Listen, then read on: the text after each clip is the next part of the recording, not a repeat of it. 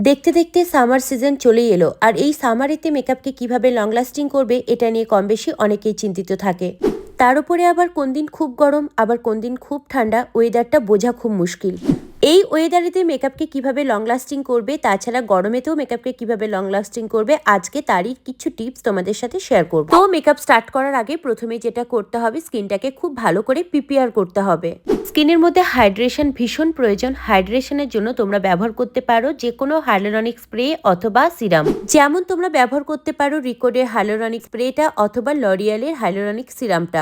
এই সিরাম বা স্প্রেটা যখন স্কিনের মধ্যে অ্যাবজর্ব হয়ে যাবে তখন তোমরা ব্যবহার করবে একটা ওয়াটার বেস ময়শ্চারাইজার। তো এখানে যে কোনো ওয়াটার বেস ময়শ্চারাইজার তোমরা ব্যবহার করতে পারো। এখানে যদি দেখো ওয়াটার বেস ময়শ্চারাইজার ব্যবহার করার পরও স্কিনটা ড্রাই লাগছে, তাহলে এখানে ক্রিম বেস ময়শ্চারাইজার ব্যবহার করতে পারবে।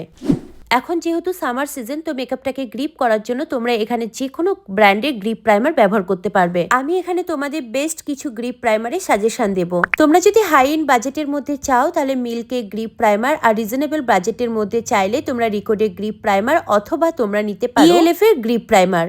তোমরা যদি এরকম টাইপের আরও মেকআপের উপর নলেজ এবং টিপস পেতে চাও তাহলে আমার পেজকে ফলো করে রেখো।